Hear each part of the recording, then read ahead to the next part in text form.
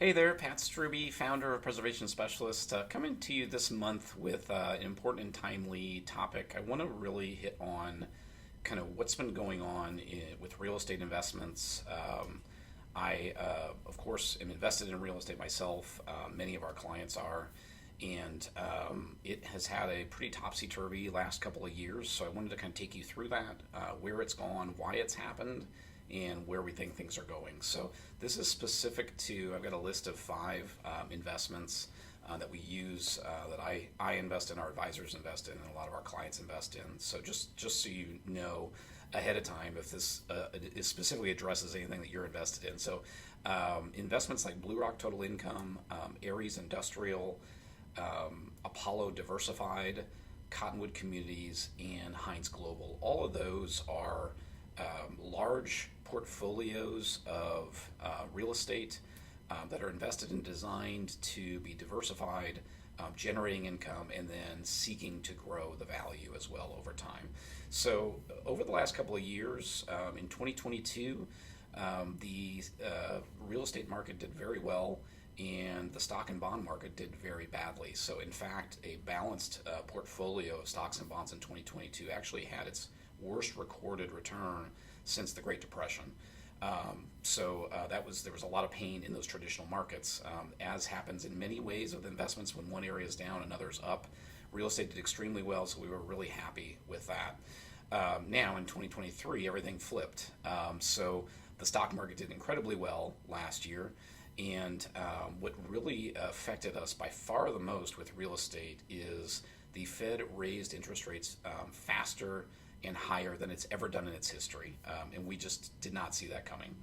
Now what's happened is this has been sometimes a little confusing. What ends up happening when interest rates go up significantly, these real estate companies are going to bring that value down on their portfolio, and simply the reason is that the income they're generating is not as it's not as good. It doesn't appear as good as it used to. So, for example, when a 5-year CD was paying 1%, your real estate portfolio paying 5 or 6 was really, really powerful. But now, if you can get 5% in a money market, that 5% in the real estate investment is just not as attractive on the market.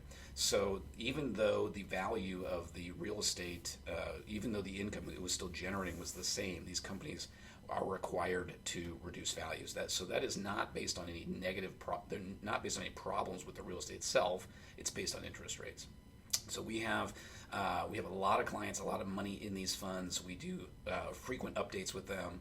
I can report to you that in all 5 of those funds, we do not see any quality issues. We don't see abandoned buildings or anything like that. We see that the values have been priced down due to interest rates. Now, I also wanted to mention a great example of this is Janet Yellen recently said she was concerned about stresses for commercial real estate, and that has to do with higher interest rates and then vacancy rates. And I see this in the media a lot, and I just want to make sure you understand that the media is being very lazy, and they're not actually technically right about this.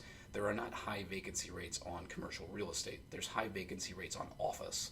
That's very, very different. These 5 portfolios are not office real estate investments.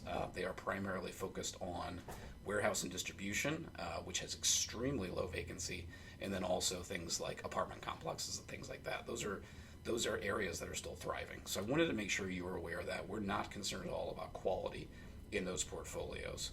So where we're at today, what I wanted to mention is our first goal with you is we want to help you avoid losses whenever we can.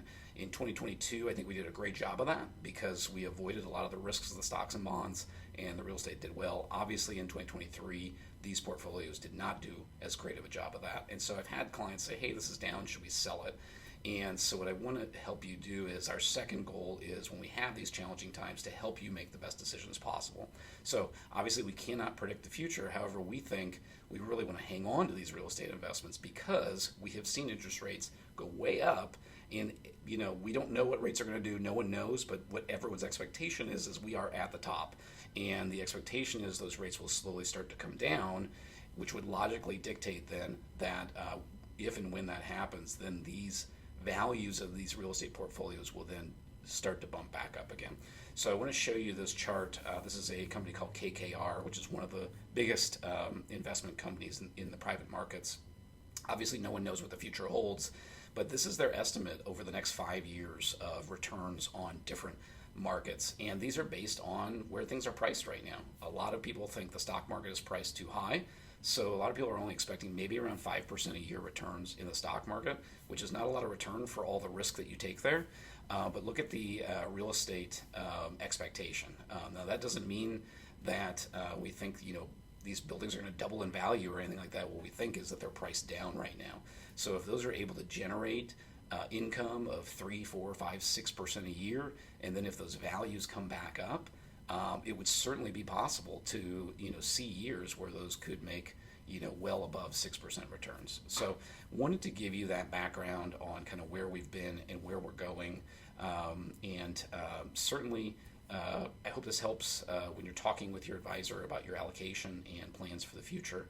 Of course, as always, reach out to us if you have questions, and we look forward to talking with you.